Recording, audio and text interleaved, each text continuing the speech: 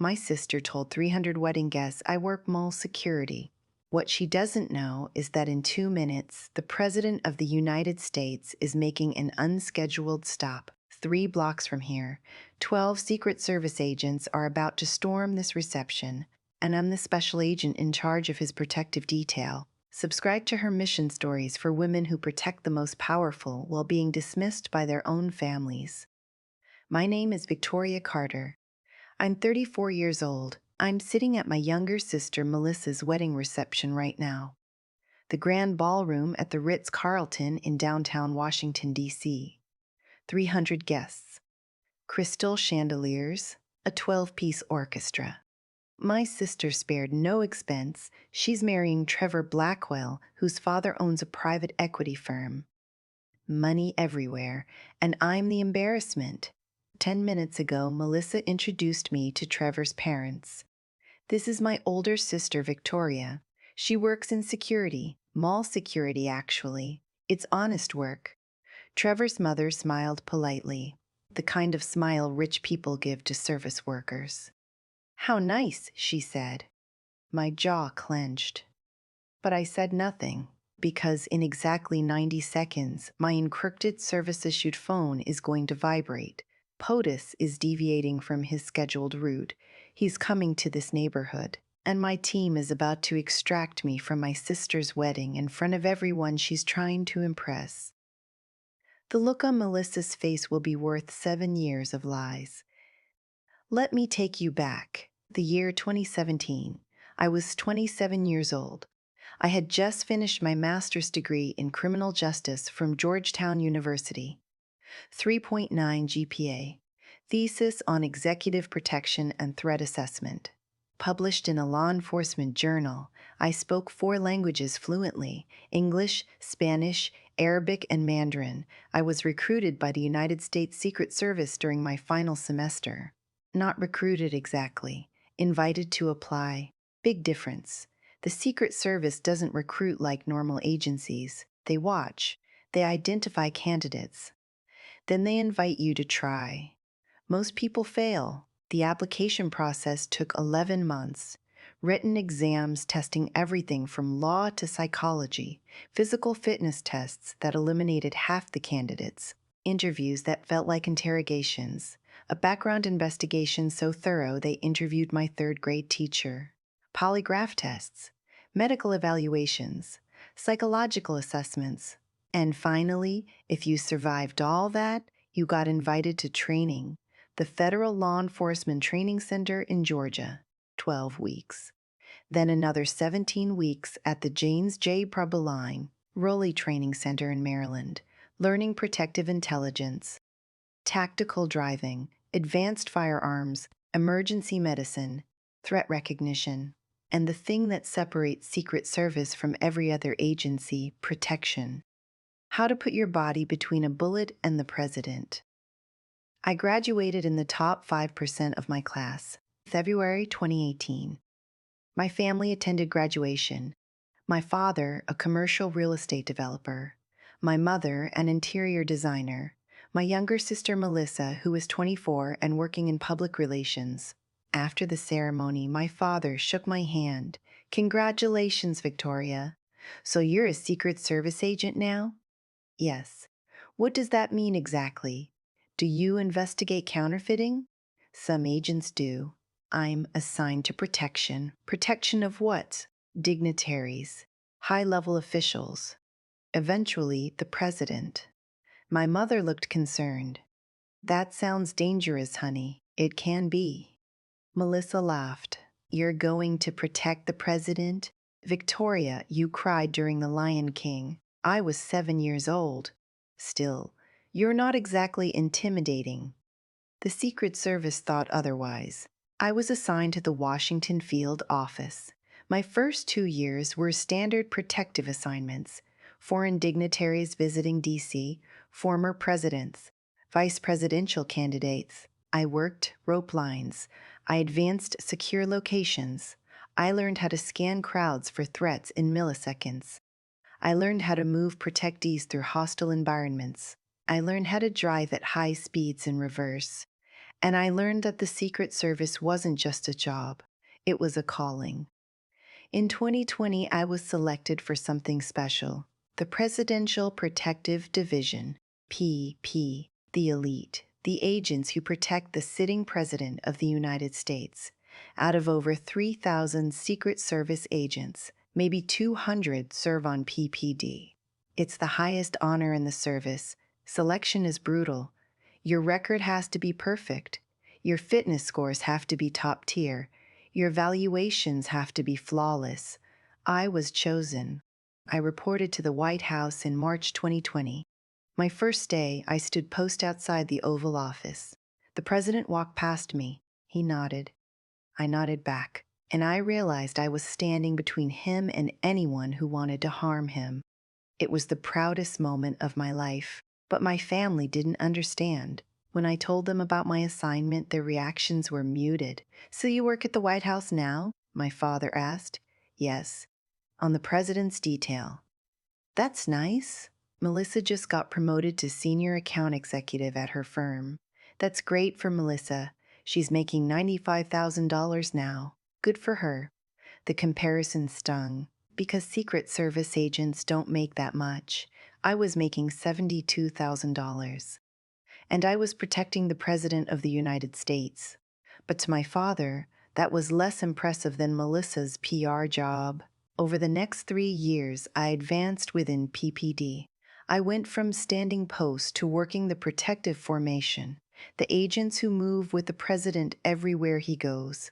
I traveled to 43 countries. I coordinated security for presidential visits to war zones. I identified and neutralized 3 separate credible threats against POTUS.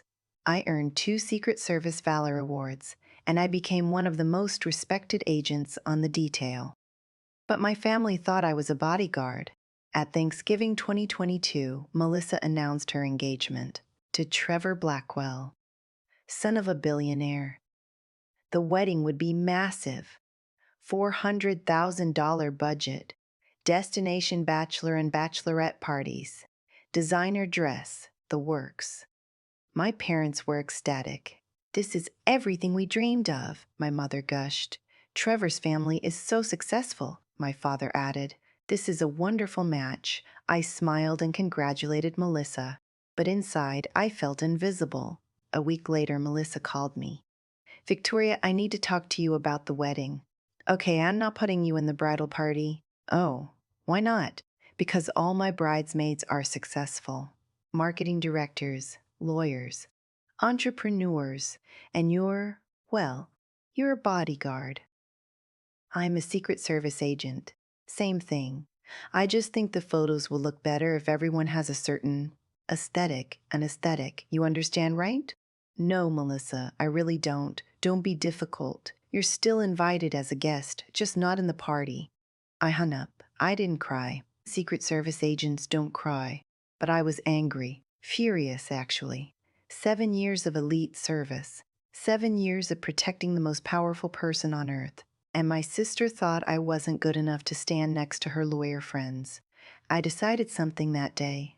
I would go to the wedding, and I would let Melissa introduce me however she wanted. And then, when the moment was right, I would correct the record. I didn't know how. But the universe had a plan. 3 weeks before the wedding, I got a new assignment. The president was scheduled to attend a fundraiser in Georgetown on Melissa's wedding day. Same day, same city, different location. My shift was scheduled to end at 3 p.m. The wedding started at 4 p.m. I could make both. I requested the assignment. My supervisor approved. Perfect timing. The week before the wedding, Melissa called again. "Victoria, I need to ask you something." "What?" "At the reception, Trevor's parents are going to ask you what you do. Please don't make it weird." "Make it weird?" "Make it weird." "How?" "Don't talk about guns or protection or any of that Secret Service stuff.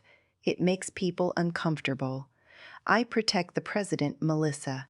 That's my job." "I know, but can't you just say you work in security? It's simpler." "You want me to lie?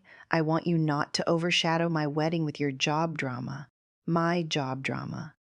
My job drama. I was protecting the leader of the free world, and she called it drama.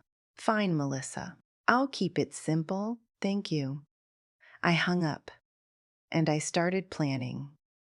Saturday morning, wedding day. I woke up at 5 a.m., not because of the wedding, because I had a shift. Presidential Protection Detail. POTUS was scheduled for a private fundraiser at a Georgetown estate, noon to 2 p.m. I would work the event, then change and head to Melissa's wedding. I arrived at the White House at 6 a.m. Pre-advance briefing. The event coordinator went over the schedule, routes, and contingencies. My role, inner perimeter lead. I would be one of 4 agents in the immediate protective formation around the president, closest to him, first line of defense. At 11 a.m., the motorcade departed. 23 vehicles, presidential limousine in the center, counter-assault team, communications vehicle, ambulance, press vans. I was in the follow car directly behind the limousine. We arrived at the Georgetown estate at 11:47 a.m. I exited first. Scanned the perimeter. All clear. The president exited. I took my position 3 feet behind his right shoulder. My hand rested near my concealed weapon. My eyes scanned constantly. Rooftops, windows, crowd, always moving, always watching. The event went smoothly. At 2 p.m., POTUS departed. We returned to the White House. Shift over. I changed out of my suit into my wedding guest dress. Navy blue, conservative, nothing flashy. I didn't want to draw attention. I arrived at the Ritz-Carlton at 3:45 p.m. The ceremony was beautiful. Melissa looked stunning. I sat in the back, alone. After the ceremony, we moved to the reception, the grand ballroom. 300 guests. I found my assigned table, table 18. In the back corner, with distant cousins I barely knew. Melissa's bridal party sat at the front. 10 women in designer dresses, all successful, all part of the aesthetic. Dinner was served. Speeches began. Trevor's father stood up. I want to welcome the Carter family. Melissa is a wonderful young woman from a lovely family. He gestured vaguely toward the back of the room. Polite applause. Then Melissa's maid of honor spoke. She talked about Melissa's accomplishments, her PR career, her ambition, her success. Then she said something that made my blood boil. And unlike some people, Melissa never settled. She always aimed high. She always wanted more than just ordinary. She glanced toward my table. The implication was clear. I was the ordinary one. I gripped my champagne glass. Breathed, stayed calm. After speeches, people mingled. I stayed at my table. Then Trevor's mother approached. Victoria, isn't it? Yes. Melissa mentioned you work in security? That's right. What kind of security? I hesitated. Remembered Melissa's request. Keep it simple. I work in protection, making sure people stay safe. She smiled. Like a security guard? Something like that. How nice. My sister's son does private security for events. Maybe you two could connect. Maybe. She walked away. I felt my jaw tighten. Then Melissa appeared. She was glowing, radiant, happy. Victoria, I'm so glad you made it. Of course. Beautiful wedding. Thank you. I saw you talking to Trevor's mother. I hope you didn't what, Melissa? You know. Make it weird. I told her I work in protection. Good. Simple. Thank you. She turned to leave, then stopped. Oh, and Victoria? Yeah? After dinner, we're doing introductions. Trevor's father wants to meet the whole family. When he asks what you do, just say security, okay? Don't elaborate. You're embarrassed by me. She blinked. What? You're embarrassed. Admit it. I'm not embarrassed. I just don't want my wedding to become about your job. My job is protecting the President of the United States. She lowered her voice. And that's great, Victoria. Really. But today isn't about you. It's about me. So please, just this once, Can you not make everything about your career? I stared at her. I've never made anything about my career, Melissa. I've spent 7 years hiding it because you asked me to. You told me not to wear my uniform to family events. I didn't. You said not to talk about my work. I didn't. You didn't invite me to be in your bridal party because I'm not successful enough. I accepted that. Victoria, but you know what? I'm done. Done with what? Done hiding. And right then my phone vibrated in my clutch. I pulled it out. Encrypted notification. Priority alert. POTUS row deviation. Unscheduled stop Gier June. AT your location 8 minutes. Agent Carter respond. My heart stopped. The president was deviating from his return route.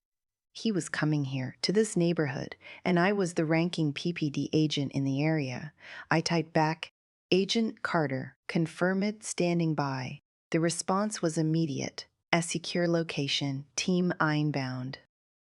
POTUS arriving 1842 hours, 6 minutes. I stood up. Melissa looked confused. What's wrong? I have to make a call. Now? Yes, now. I walked toward the lobby, called my shift supervisor.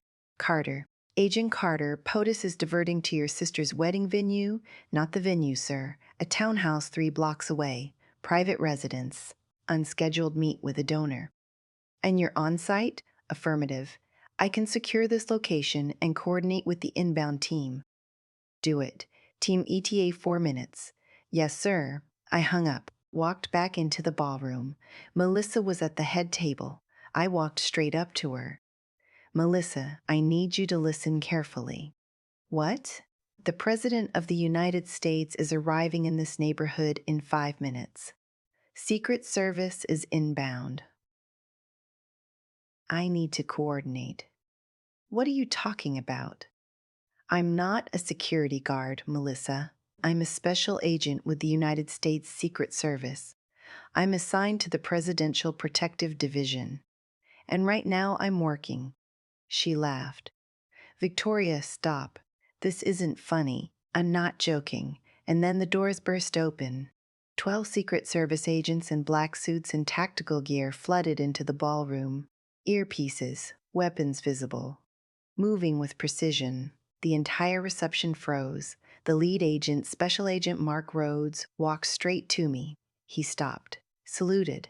Agent Carter. POTUS is 3 minutes out. We need you to establish inner perimeter. I returned the salute. Copy. What's the location? Residence at 2847 N Street. Private donor meet. 15-minute stop. Understood. I'll coordinate with hotel security and establish a secure corridor. Yes, ma'am. The team fanned out. Securing exits, posting agents, moving with military efficiency. Every single person in the ballroom was staring. Melissa's face was white. Trevor's parents looked stunned. My father stood up from his table. Victoria? I turned to him. Dad, I have to go. The president needs me. The president? Yes.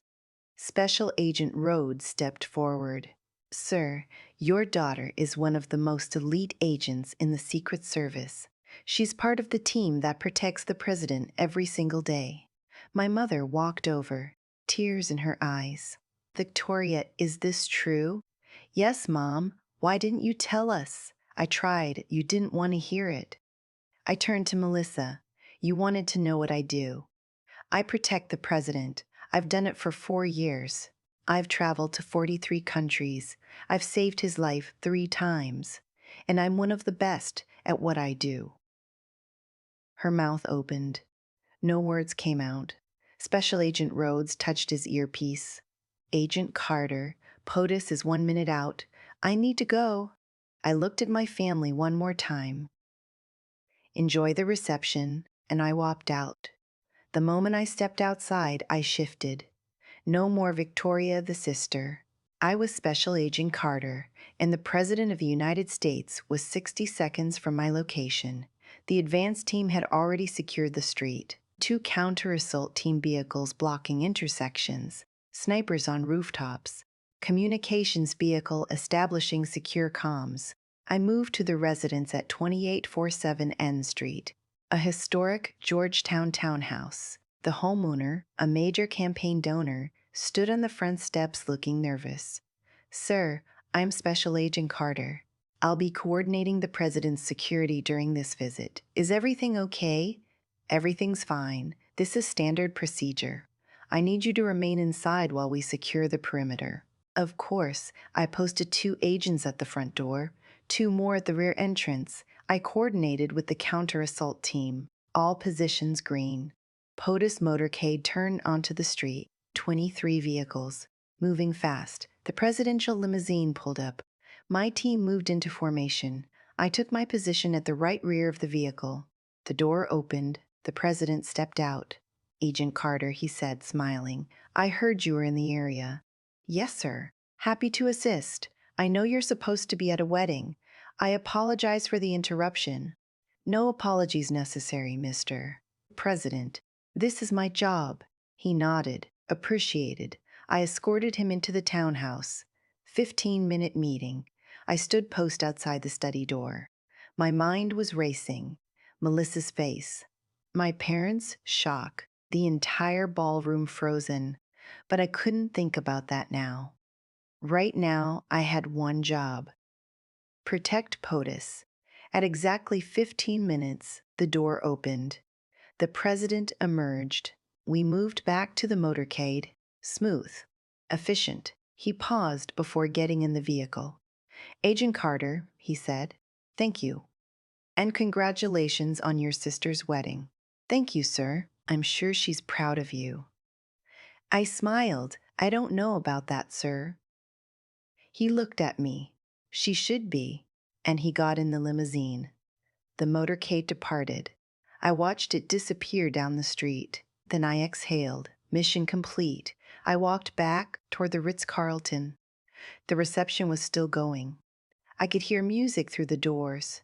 I considered going back in, but I didn't. Instead, I went to my car, changed back into my suit, and drove to the White House. I had paperwork to file. When I got home at midnight, my phone had 247 missed calls. My father, 43 calls. My mother, 38 calls. Melissa, 166 calls. I didn't answer any of them. I poured a glass of wine, sat on my couch, and let the adrenaline fade. The next morning, my father showed up at my apartment at 8 a.m. I answered the door in sweats. Dad, Victoria, we need to talk. Okay, can I come in? I let him in. We sat in my living room. He looked like he hadn't slept. Victoria, I owe you an apology. Okay, I had no idea what you were doing. What you've been doing. I tried to tell you. I know, and I didn't listen. I was so focused on Melissa's career, on what I thought success looked like, that I couldn't see what you'd achieved. I didn't say anything. He continued. After you left last night, people at the wedding started asking questions. Who you were, what you did. One of Trevor's uncles is former Secret Service. He explained what the Presidential Protective Division is, how selective it is, how elite, and I realized I've spent 7 years being dismissive of a daughter who's been doing one of the most important jobs in the country.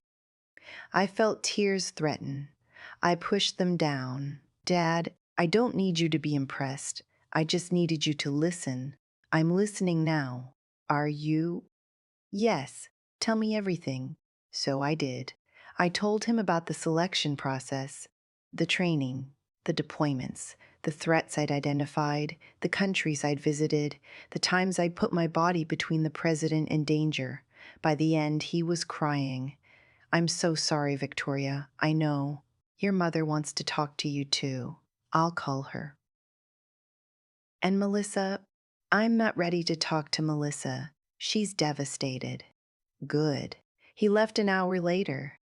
That afternoon, my mother came over. She brought food. Homemade lasagna. My favorite. We ate in silence for a while. Then she spoke. I've been a terrible mother. Mom, no, let me say this. I've spent your entire adult life comparing you to your sister, making you feel like you weren't enough. And the whole time, you were protecting the president. I was doing my job. It's more than a job, Victoria. It's a calling. And I'm so proud of you. I started crying. She hugged me. We sat like that for a long time. A week later, Melissa finally showed up. She knocked on my door at 7 p.m. I almost didn't answer, but I did. She looked terrible. Red eyes, no makeup, exhausted. "Can I come in?" I stepped aside. We sat in my living room. She didn't speak for a full minute. Then I ruined my own wedding. "You didn't ruin it, Melissa." "Yes, I did. Because I spent the whole night thinking about what I'd done to you. I didn't respond." She continued, "For 7 years I've been embarrassed by you. I've dismissed your career. I've made you feel small. And the whole time you were incredible. I'm not incredible. I'm just good at my job. No, you're a hero. And I was too selfish to see it." I looked at her. "Why, Melissa? Why were you embarrassed?" She started crying. "Because you were always better than me." "What?" "Growing up, you were smarter, prettier, more athletic. Everyone loved you. And I was just the other sister." "Melissa, so when you joined the Secret Service, I thought finally, I could be the successful one. I could be the one people were proud of." "You were always the one people were proud of." "Not like you, not really. Dad bragged about your grades, your scholarships, your accomplishments. I had to fight for attention. I never knew that. I know, because I hid it. And then I spent years trying to make you seem less than you were so I could seem like more." She sobbed. "I'm so sorry, Victoria. You're my sister, and I treated you like you were nothing." I reached over, took her hand. "You're forgiven." She looked up. "Really? Really? I don't deserve it. Probably not. But I'm giving it anyway." She hugged me. We both cried.